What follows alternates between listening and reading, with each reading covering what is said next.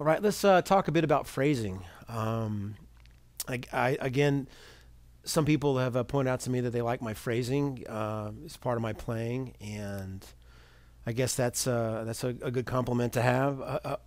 To me, it alludes to something being musical because a phrase is a succinct musical statement. And then hopefully each statement, as they happen, relates to the other and makes some kind of musical sense. Um, as I talked about earlier, I mean, obviously, learning melodies is a great way to learn a bit about phrasing. Um, learning lines from other than the guitar can be real helpful too, especially in the jazz world. If you get into jazz playing, horn players, because they have to take a breath, they will phrase a certain way. They can't play endless strings of notes that guitar players are able to do, which I do a lot. I mean, certainly I've been guilty of running on, so to speak. But it's cool to get lines from, like I say, just other instruments and other musicians besides guitarists, which is easy to do just by listening to other records by I love jazz saxophone. I love listening to Cannonball Adderley, and Charlie Parker is a guy that I learned a lot from when I was studying jazz and still do. Um, but the basic idea is that because they have to take a breath, they stop playing and then they'll play the next idea.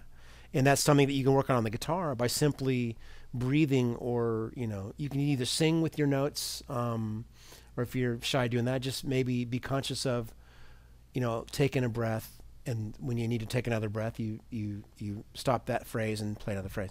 But I'm going to attempt to sing along with a couple of notes. Not the best singer, but you instantly start to recognize that it changes the way you play. And when I think to do it, I tend to like my playing better when I'm consciously doing this. Just because, again, it changes the way your phrase length. So let me just play a random phrase in the key of A minor.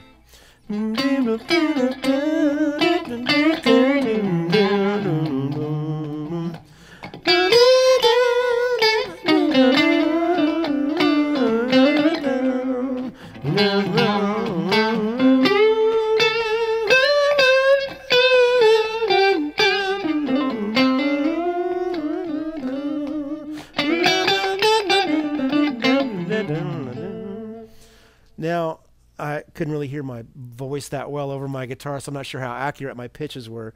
But twofold here, it's really handy because, again, you have to breathe in between phrases, so it kind of breaks up the lines a little bit. But also, it's if you do sing along specifically with a note, you get it trains your melodic ear, your phrasing ear, where you kind of need to know where you're going or what you want to hear because you're singing it.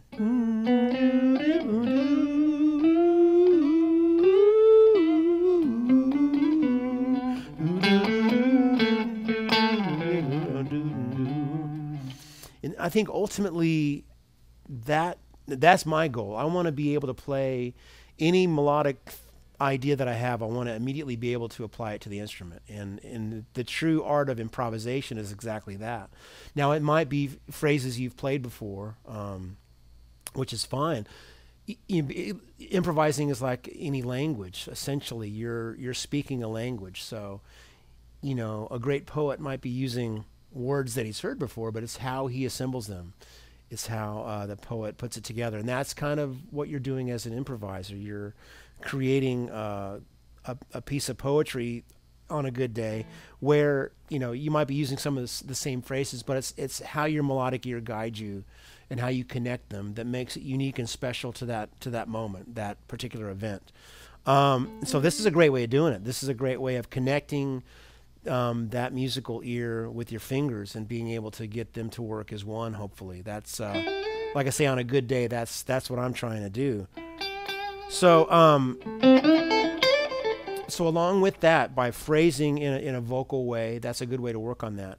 Other ways of doing it is I do a lot of what you might consider motivic development, where I'll play a phrase and possibly just repeat that same phrase. As guitarists, we can be guilty of just kind of running scales and playing in a certain way that may not have the most musicality to it. So sometimes by using motivic development, it can gives you and the listener something to grab onto, and that generally, stays with the listener a lot longer than flurries of notes that might be impressive, but maybe don't last quite as long in the musical memory. So, in a musical passage, I might be playing a line.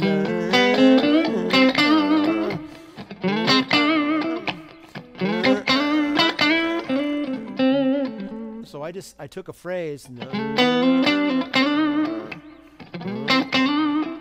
It's almost like I was trying to create an actual song melody on the spot. It's something that's slightly repetitive that becomes memorable. That was just kind of more of a rhythmic motivic development, but I might play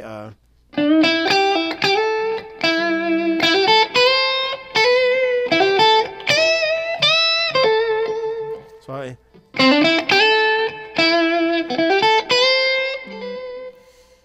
I took a rhythmic segment on a certain pitch level,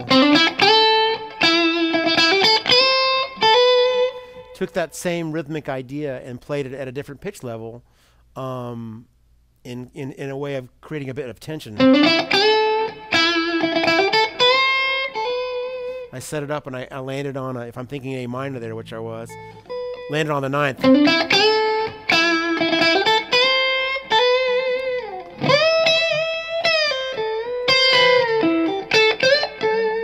And then gave it some release at the end of the phrase. So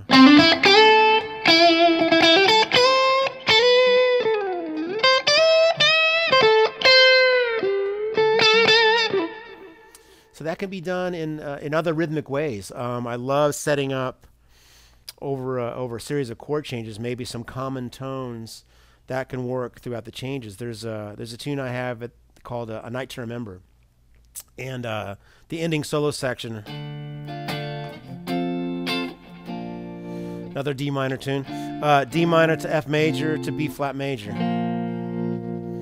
And it's just a key that I love playing in, and those particular chords lend themselves to finding some common tones that I can create some of these motivic developments that I'm talking about. So let me play over that track for you and demonstrate some of these phrasing motivic development ideas.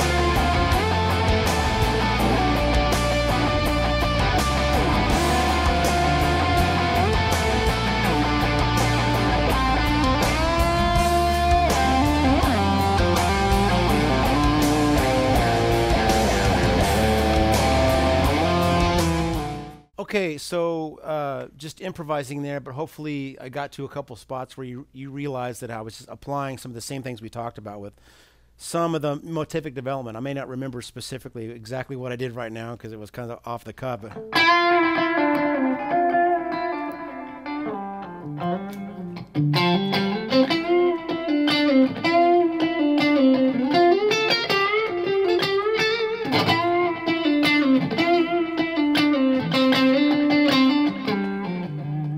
so I'm hearing those chords go by in my head while playing a particular just little motif, and it just really can lead to a really engaging exchange between the listener and the artist. So explore some of those things. They can be very simple ideas, but they're really effective and really powerful. And again, it really draws the listener in. And hopefully that would be the goal at some point. But have fun with that.